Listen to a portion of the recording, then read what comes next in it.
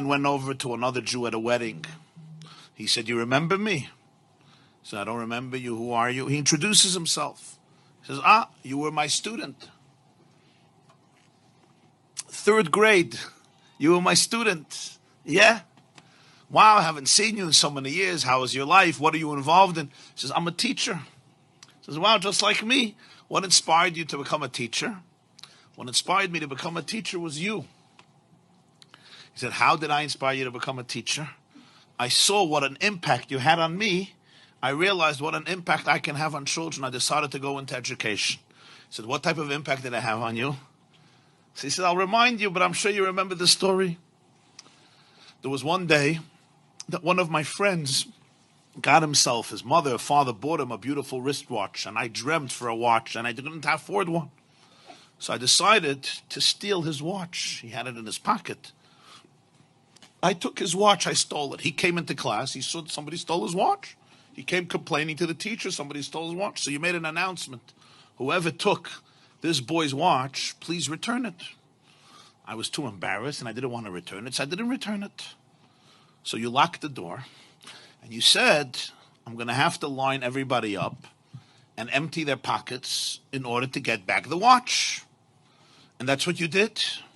And I thought to myself, this is going to be the most shameful moment of my life.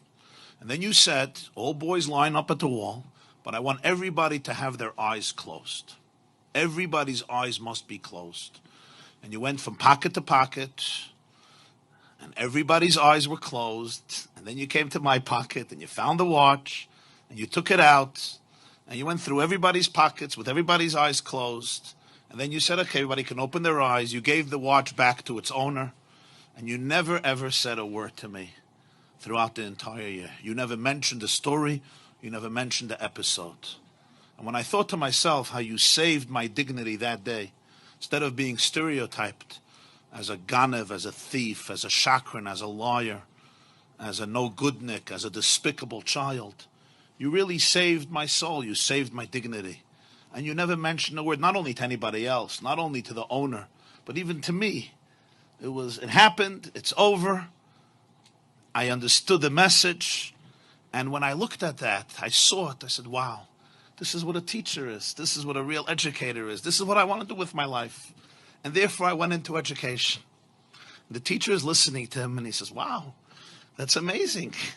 That's really amazing. But he says, but Rebbe, you don't remember the story?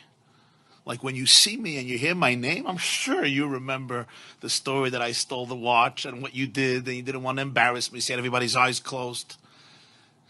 And I'm the person, he says, actually, I don't know. I wouldn't know. I wouldn't know the story. He says, why not? Like, it's a pretty dramatic story. He said, because I also closed my eyes.